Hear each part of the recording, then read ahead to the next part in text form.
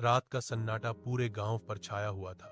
दूर जंगल के किनारे एक पुरानी हवेली थी, काली हवेली। कहते हैं वहां पिछले 20 सालों से कोई नहीं गया। गांव वाले मानते थे कि उस हवेली में किसी आत्मा का वास है जो रात में अपनी चीखों से आसमान तक को हिला देती है। एक दिन शहर से आए 4 दोस्तों रवि, निखिल, सोनिया और आर्यन ने उस हवेली का रहस्य जानने की ठान ली।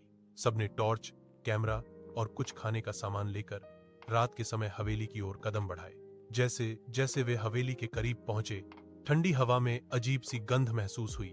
दरवाजा अपने आप चरमराता हुआ खुल गया। अंदर दीवारों पर पुराने खून के निशान थे और छत से जाले लटक रहे थे।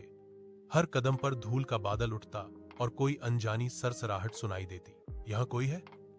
रवि ने डरते हुए आवाज लगाई। तभी एक पुरानी तस्वीर गिर पड़ी, जिसमें वही 4 चेहरे थे जो अभी अभी अंदर आए थे। सोनिया की चीख निकल गई। ये कैसे हो सकता है? उसने कांपते हुए कहा।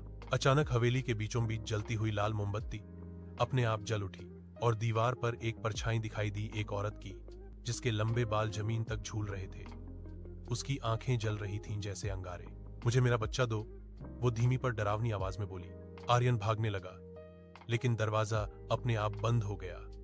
अब हवेली की दीवारों से कराहने की आवाजें आने लगी। निखिल के कैमरे में उस औरत की परछाई कैद हो गई, लेकिन जब उसने देखा तो कैमरे की स्क्रीन पर लिखा था, अब तुम्हारी बारी है। एक एक कर सब गायब होने लगे। सोनिया की चीख गूंजी और उसकी टॉर्च जमीन पर गिरकर बुझ गई। जब सुबह गांव वाले वहां पहुंचे तो हवेली फिर से वीरान थी, लेकिन दीवार पर 4 नए चेहरे उकेरे हुए थे। वही 4 दोस्त। आज भी जब कोई उस हवेली के पास जाता है तो टॉर्च अपने आप जल उठती है और हवा में फुसफुसाहट सुनाई देती है। अब तुम्हारी बारी है। अगर ये कहानी सुनकर तुम्हारे रोंगटे खड़े हो गए हों तो वीडियो को लाइक करो, कमेंट में लिखो मैं डर गया, और चैनल को सब्सक्राइब करना मत भूलना, क्योंकि अगली कहानी और भी ज्यादा डरावनी है।